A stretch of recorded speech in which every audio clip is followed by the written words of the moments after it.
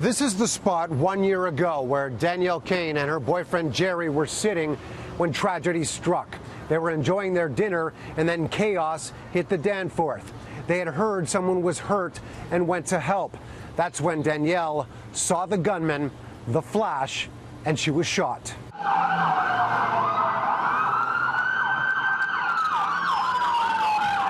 I fell to the ground. My legs had collapsed underneath me.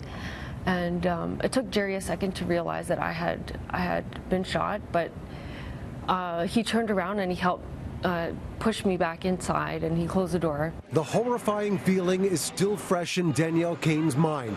The pain of having a bullet hit her from the side and shatter her spine. My lungs, one lung had collapsed and the other one was filling with blood, and so it felt like I had someone very heavy sitting on my chest. And actually, if anything, that was bothering me a lot more than the gunshot wound itself. I was in disbelief, you know. I was thinking, like, what? This happened to me now? Like, because I was just thinking about, I was thinking, what? Like, I think I'm a generally good person. Danielle was one of 15 victims that horrific night, including 2 others killed.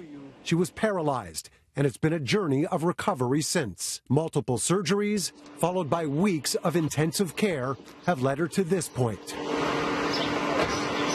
Danielle now spends her days in therapy, trying to recover and adjust to a new way of living. It's almost as though, as time passes, I'm getting a bigger grasp of the totality of this injury, right? Because it's not until you go to try things and move through your environment or get things done like the way you used to, it's like you realize that things are very different now. I want to say, forget this, I give up. I'm done with this, having this disability, living this way. I definitely have those moments. And yet Danielle has managed to maintain a positive outlook. That frightful night on the Danforth has altered her life, but she'd rather look forward than look back. Realized in that moment that I know I'm not ready to go, and that it's worth fighting, whatever life I have is worth fighting for. While Danielle has spent the last year dealing with the emotional and physical toll surrounding what happened, she's also managed to focus on the issues surrounding the event.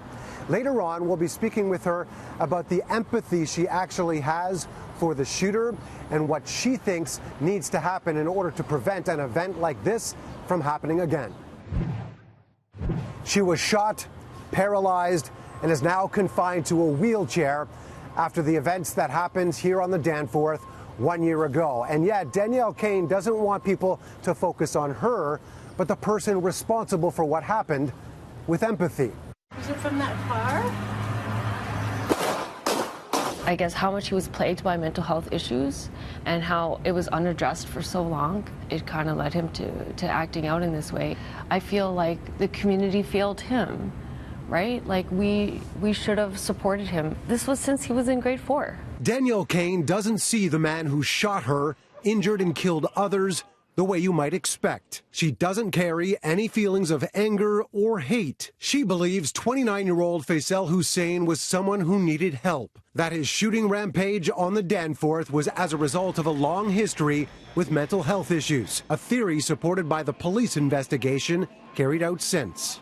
Looking back on it now, I'm thinking how important it is for our governments to kind of take action and fill the gaps in our mental health system, because clearly, Faisal fell through the cracks, and I'm sure there are many others. Danielle herself says she has struggled with depression in the past and understands what it's like to be in what she says is a dark space. While she now spends her days battling through the physical pain, she wants to speak out and make change. It's great to remember, and I do think that it's absolutely horrible what happened to those 2 girls and obviously all the other victims.